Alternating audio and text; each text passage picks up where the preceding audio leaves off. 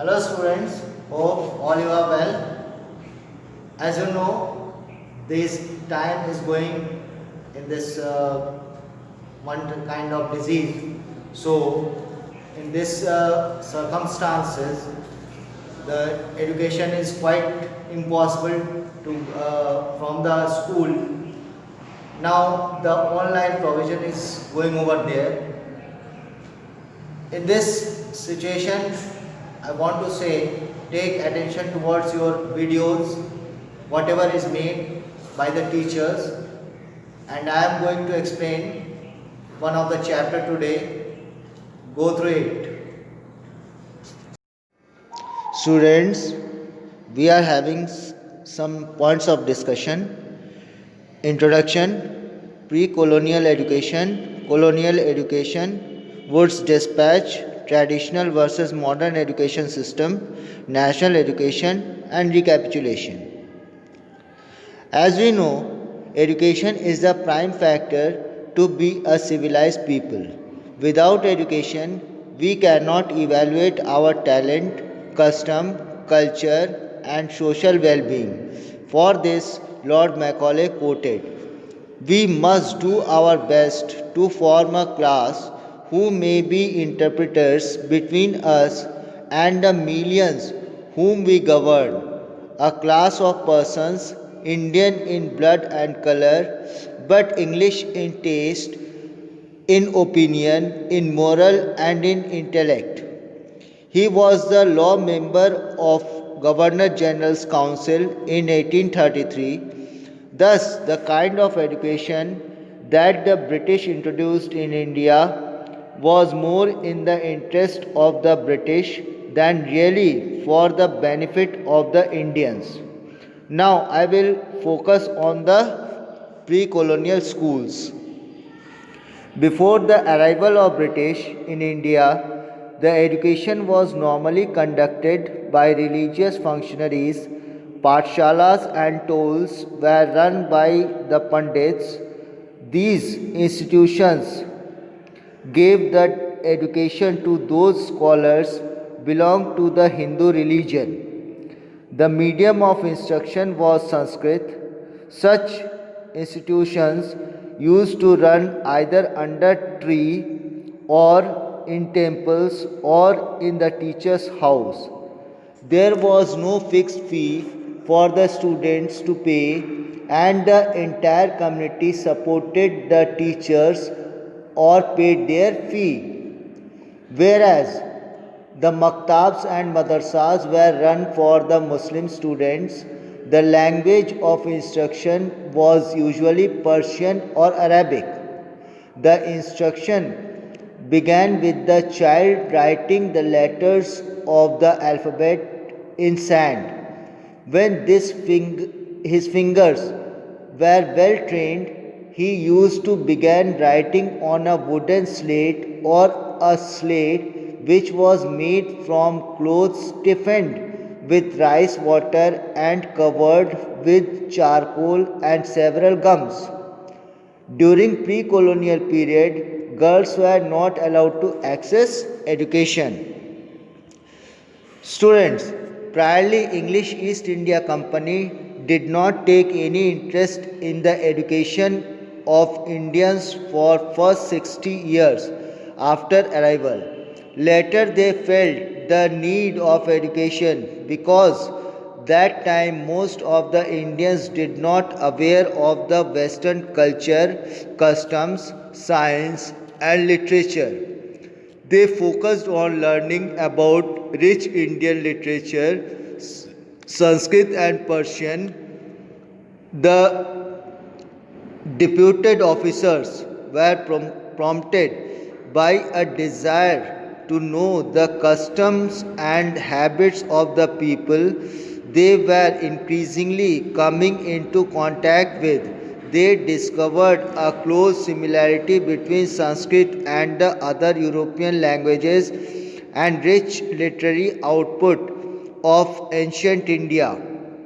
Sir William Jones, who was a linguistic, took keen interest in the study of Oriental languages.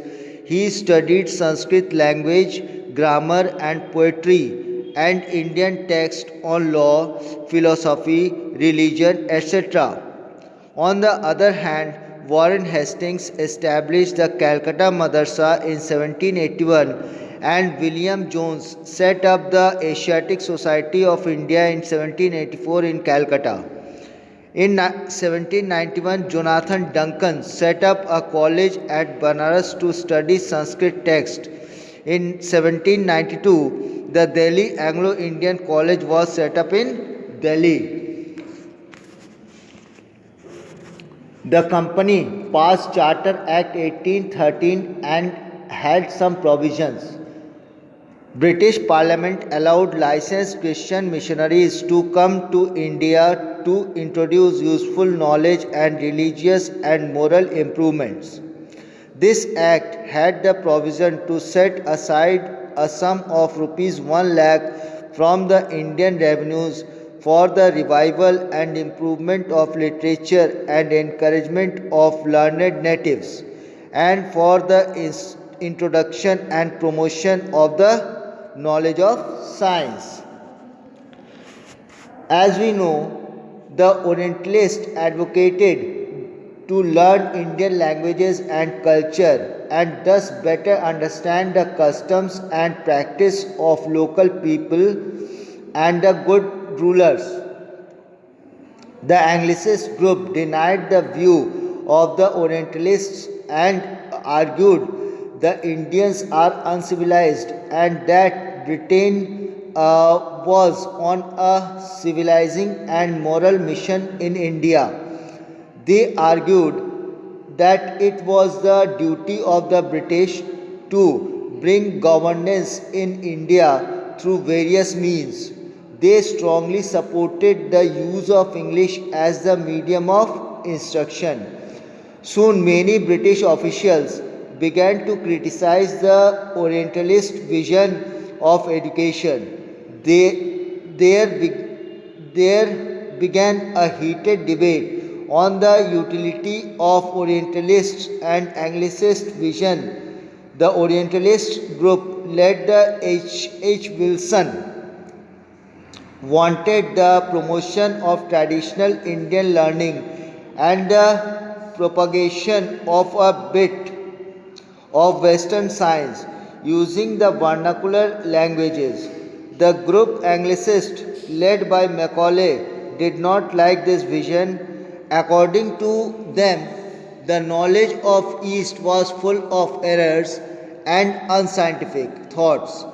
So they argued that the British government should not spend on the study of Arabic and Sanskrit language and literature.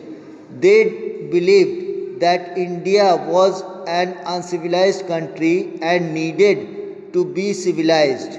In this context, Lord William Bentinck passed the English Education Act in 1835, which laid to maintain provisions to make English the medium of instruction for higher education, to stop the promotion of Oriental institutions of learning.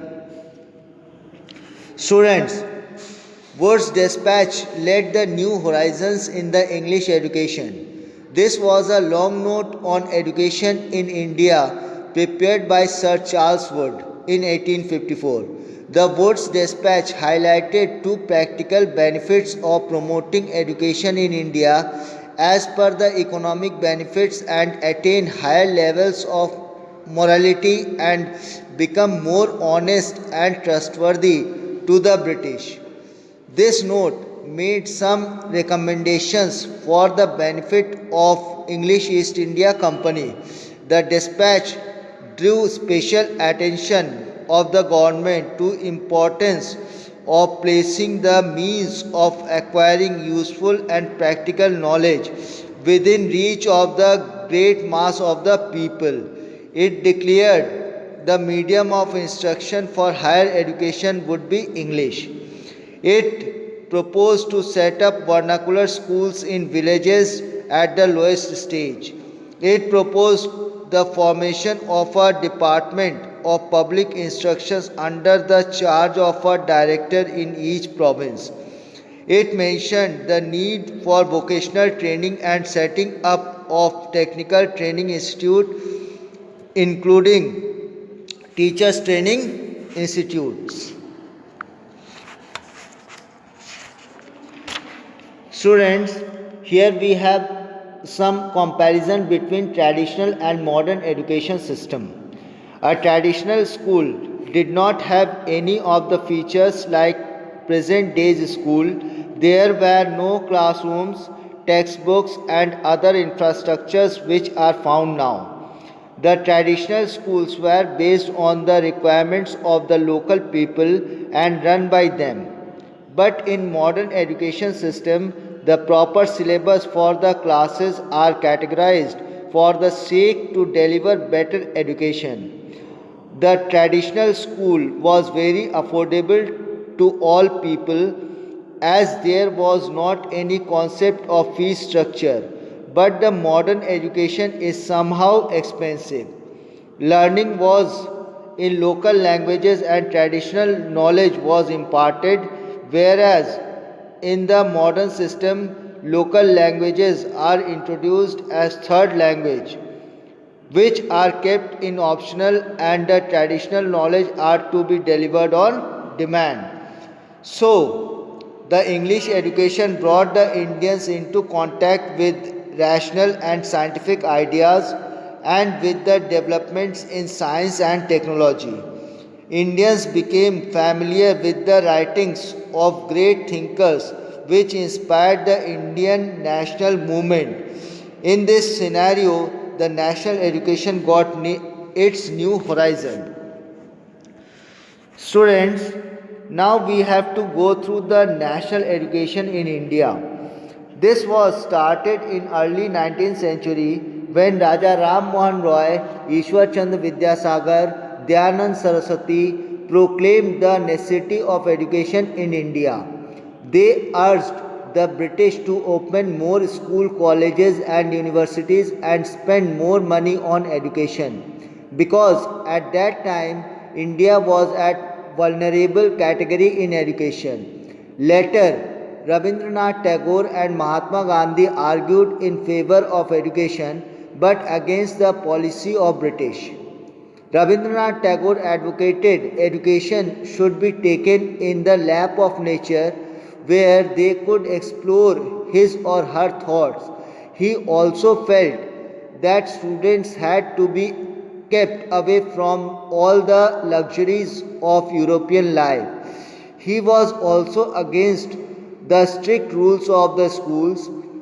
To fulfill his dream, he founded Shantiniketan 100 kilometers away from Calcutta. At Shantiniketan, he adopted the policy of to emphasize on self motivation and fostering intellectual curiosity among the children rather than on competitive excellence.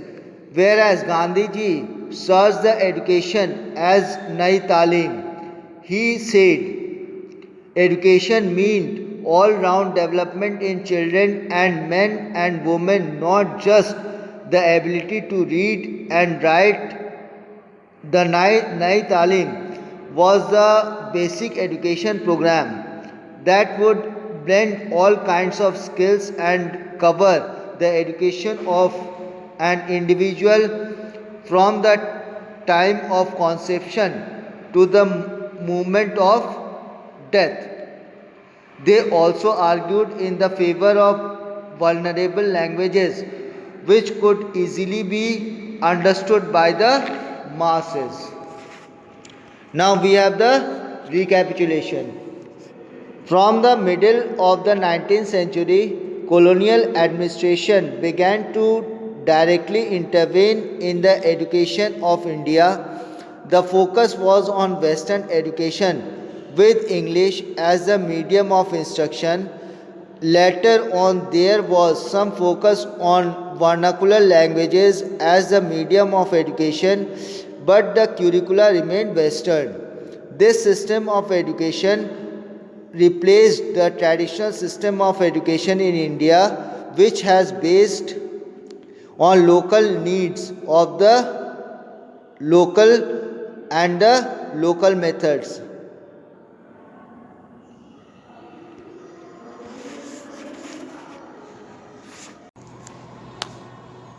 Students, hope you have understood the chapter very well. Now go to its question and answer exercise. Thank you all.